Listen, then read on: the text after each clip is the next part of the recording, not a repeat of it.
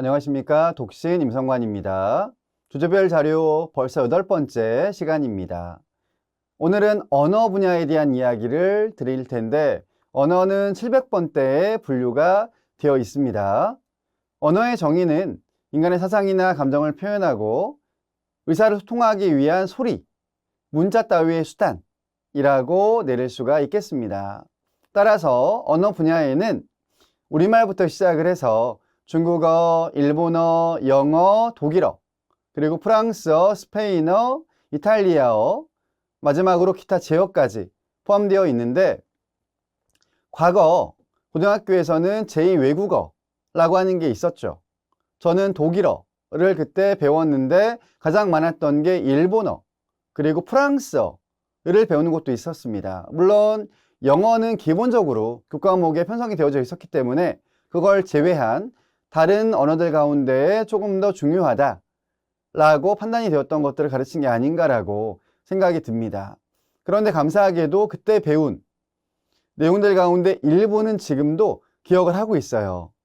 따라서 그때 이 내용들을 조금 더 어릴 때부터 차근차근 배웠더라면 어땠을까라는 생각이 들기는 합니다. 자, 그렇다면 이와 같은 언어 분야의 자료들을 활용할 수 있는 방안들에는 뭐가 있을까? 간단하게 이야기를 드려보겠습니다. 자, 여기에서는 한글과 영어만을 일단 담아 보았는데 역시 다른 언어가 필요하시다면 이 안에 포함을 시켜서 응용을 하시면 될 것 같습니다. 자, 우선 한글, 우리말이죠. 네, 우리말부터 잘 해야 사실은 다른 나라 말도 잘할 수 있다라고 이야기를 합니다. 물론 아주 어릴 때부터 제2외국어, 즉 우리말이 아닌 제2외국어를 일상생활에서 활용을 한다면 다르긴 하겠습니다만 순수 한국인이, 즉 우리나라에서 태어나서 한글만 주로 쓰던 그런 사람들이 제2외국어를 습득을 완벽하게 하려면 한글 능력을 우선 배양할 필요가 있다라는 그런 설명도 드릴 수가 있겠습니다. 자, 한글에서는 어휘부터 시작을 해서 문장, 문단, 그리고 전체 글 읽기, 그런 뒤에 이해를 하는 것까지 나아가야 되겠는데 이 내용에 대한 설명은 이미 앞서 여러 차례 드린 적이 있습니다. 이유는 중요하기 때문이죠.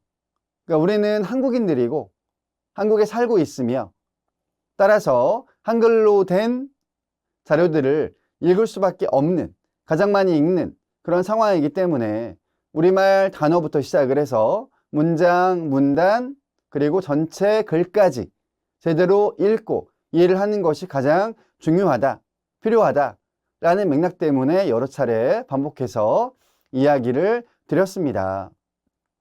다시 한번 정리를 하자면 어휘는 사전 공부를 해야 된다라고 이야기를 드렸죠.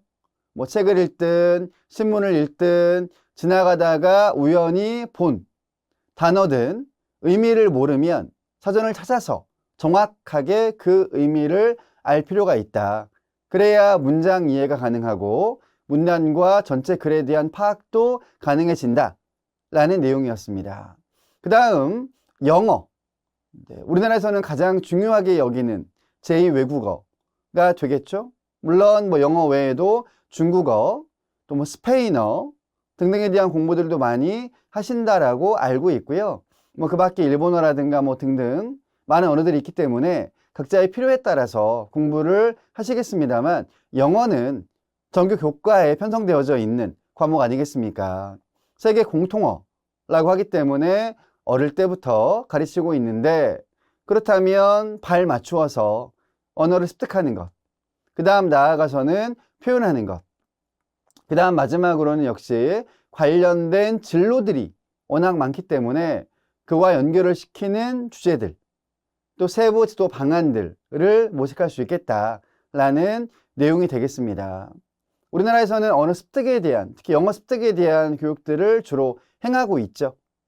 근데 조금 더 표현에 대한 부분들이 더해진다면 정말 오랜 시간 동안 배운 그 결과만큼 표현할 수 있지 않을까라고 생각이 듭니다. 그러니까 이 이야기는 왜 하냐면 습득을 하는 기간들은 긴 거에 비해서 정작 표현을 잘 못하는 부분들도 많이 있잖아요. 그래서 그렇게 이야기를 드렸습니다. 자, 이번 시간 언어에 대한 내용도 여기까지 설명해 드리겠습니다. 구독, 좋아요, 알림 신청까지 감사합니다. 다음 시간에 다시 다른 주제별 자료에 대한 이야기로 돌아오겠습니다.